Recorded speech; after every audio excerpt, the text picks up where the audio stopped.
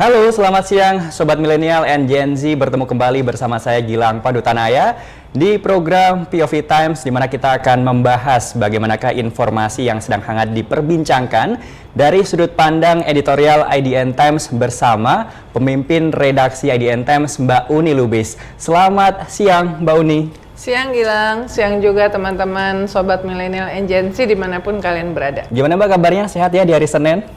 Senin semangat hashtagnya. Walaupun udah, tapi harus semangat Mbak ya. Tetap harus semangat tuh. Kalian yang muda-muda harus lebih semangat dari saya. Energinya harus terus berkobar. Nah, di minggu sebelumnya ini tentunya ada banyak informasi yang bisa kita bahas, terutama dari sudut pandang editorial IDN Times. Yang pertama adalah mengenai ditemukannya pegawai, staf, dan ahli di Kementerian Komunikasi dan Digital atau Komdigi yang ternyata yang harusnya memberantas judi online, namun ini justru membackup, melindungi situs-situs judi online. Bahkan beberapa hari ini banyak banget ditemukannya, termasuk polisi juga berhasil menyita sekitar 70 miliar dari judi online slot gitu Mbak. Nah sebenarnya apa yang bisa kita bahas maupun dari sudut pandang editorial terkait temuan justru backingan dari Komdigi ini mengenai judi online? Ya, ini sangat menarik dan ini tantangan buat Menteri Komunikasi dan Digital ya, Mutia Hafidz, yang untuk menunjukkan ketegasan dan juga dia sudah memerintahkan ya juga bahwa tidak boleh ada urusan-urusan dan komunikasi apalagi pembelaan terhadap situs-situs judi online. Sudah 16 orang sejauh ini yang ditangkap dan termasuk ketua tim ya. Ketua tim yang berinisial DI itu juga di berbagai media sosial kita juga sedang melakukan konfirmasi. Itu dari media sosialnya, gaya hidupnya itu sebetulnya sudah menimbulkan tanda tanya untuk seseorang seperti dia, ASN seperti dia ya, katanya berkali-kali umroh dan segala macam. Nah ini sebetulnya kan gini ya, mulai dari kasus-kasus yang sebelumnya ya, kasus-kasus sebelumnya Rafael, kemudian Ferdy Sambo ya, kemudian yang juga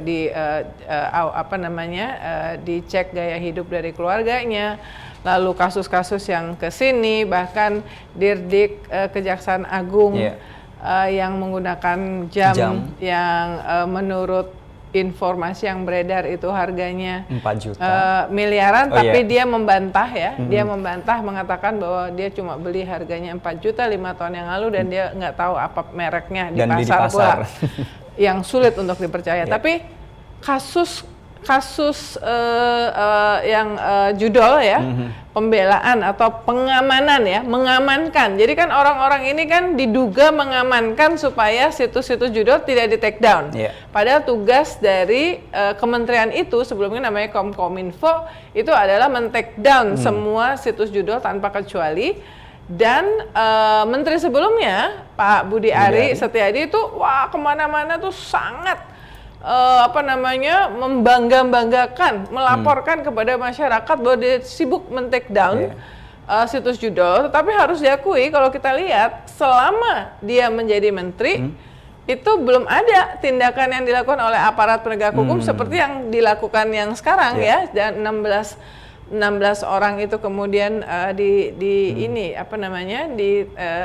ya, ditangkap oleh aparat. Jadi tentu masyarakat kemudian bertanya, gencar melaporkan kepada publik bahwa men-take down, tapi kok baru sekarang aksinya dari polisi baru sekarang ya, ada apa ini gitu ya. Nah ini menurut saya pintu masuk Kominfo ini sebelumnya banyak kasus ya, termasuk yang kasus BTS yang luar biasa yang aliran dananya ke sana kemari ya. 2 kasus ini aja udah orang berpikir ini Kominfo ini apa sih gitu ya, kementerian ini apa ya, apalagi kebocoran data. Jadi mesti diaudit luar biasa dan ini tantangan bagi Menteri Mutia Hafidz dengan 2 wamennya untuk melakukan audit yang benar-benar tuntas terhadap apa sebenarnya yang terjadi dengan kementerian yang sekarang namanya Komdigi ini. Dan pintu masuknya ini adalah yang terbaru adalah situs judi online. Karena saya dengar bahkan ada satu wamen Anggaraka Prabowo itu benar-benar ditugaskan khusus untuk urusan judi online ini, ya. Sehingga makanya harus ada 2 wamen. Jadi kalau misalnya tidak tuntas masalah ini, ya publik akan bertanya-tanya. Kita akan melihat sampai di mana ini, ya. Karena yang namanya judi itu biasanya ada backingan dari orang yang berkuasa, ya. Nggak mungkin dia terima duit sekian miliar begitu saja aman tanpa bagi-bagi ke sekelilingnya atau mungkin ke atas. Kita sedang menunggu apakah yang sebelumnya itu juga mendapatkan bagian. Jadi kita mendukung tindakan tegas, tuntas dari kasus ini. Jadi usut sampai ke akar-akarnya. Jadi bisa dibilang 10 hari proses kepemimpinan Prabowo Subianto yang akhirnya meminta untuk Mutia Hafid selaku Ketua Komdigi ini termasuk bisa dibilang satu gerakan. Jadi gini, Pak Prabowo ini kan waduh di berbagai pidato isinya salah satu yang selalu disebut anti korupsi, anti kebocoran, ya. Jadi ini satu dari pintu masuk yang Pak Prabowo, Presiden Prabowo bisa membuktikan komitmen anti korupsi, ya. Komitmen anti korupsi dari pemerintahannya, ya.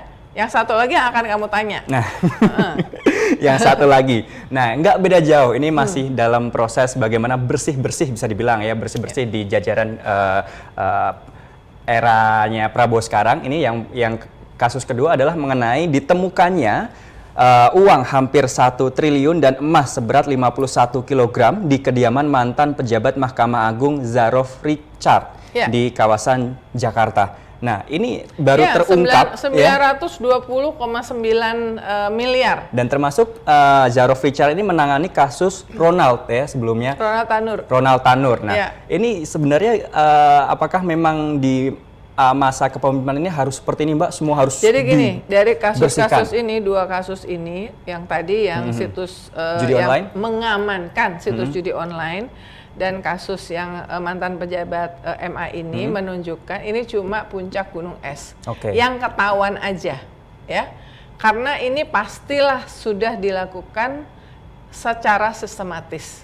Cuma gini, sulit untuk membayangkan bahwa ada uang segitu banyak disimpan dan lalu karena di rumah satu rumah pejabat, ya. Dan posisinya pada saat itu dia kabadiklat, ya, dia nggak nangani langsung, jadi dia yang menjembatani perantara antara pihak yang berperkara dengan pihak yang memutuskan perkara, ya. Jadi kan ini kan baru dia nih, gimana dengan pihak yang memutuskan perkara, ya, pihak yang merumuskan putusan perkara. Jadi bisa diduga alirannya ini bisa mengalir banyak, Mbak? Apabila 10 tahun dia sukses loh, 10 tahun maksudnya sukses menjadi maklar kasus, kalau tidak melibatkan pihak-pihak yang punya kekuasaan untuk memutuskan perkara untuk kepentingan yang minta tolong sama si maklar kasus ini, ya. Jadi ini organisasi, instansi menurut saya sama kayak Menkominfo, ya perlu diruat juga, dibongkar semuanya kemana. Dan dari 2 kasus ini saja, itu kepemerintahan Presiden Prabowo itu bisa menunjukkan komitmen nyata anti korupsi. Karena kalau dugaan korupsi itu terjadi, terutama di lembaga hukum, seperti Mahkamah Agung yang diduga dilakukan oleh Zarof Richard, bayangkan betapa foya-foyanya mafia. Ini kan kalau yang maklar itu kan bisa masuk kategori mafia hukum, yang selama ini selalu menjadi rahasia umum. Kalau ternyata lembaga yang tertinggi di bidang penegakan hukum, yaitu Mahkamah Agung, nggak steril dari praktik-praktik seperti ini, gitu ya. Jadi 2 kasus ini Pak Presiden Prabowo dituntaskan, dibersihkan, karena kalau tidak, apa yang disampaikan oleh Presiden Prabowo berkali-kali di berbagai pidato dan juga di visi misi retreat di Hambalang, retreat di Akademi Militer untuk anggota kabinetnya, ini akan sulit, ya, karena publik sekarang menunggu tuh role model, contoh, ya, contoh apakah memang ada yang tindakan nyata, ya. Nah, dua yang bisa dilakukan, publik menunggu, jangan ada tebang pilih, jangan ada pandang bulu, jangan takut untuk memberantas korupsi. Nah, jadi 2 kasus ini dulu deh kita tunggu, ya. Termasuk ini Mbak ya, kita selalu mensupport gerakan anti korupsi. Iya. Gerakan anti korupsi yang tidak tebang pilih, yang merugikan rakyat. Jadi saya udah ngomongnya kayak sama mirip-mirip sama Presiden Prabowo ya, harus pro rakyat, pro rakyat. Cuma maksudnya saya tidak punya kekuasaan, kita di IDN Times tidak memiliki kekuasaan sebesar absolut seperti yang dimiliki oleh Presiden. Nah, tugas kita adalah mengawal.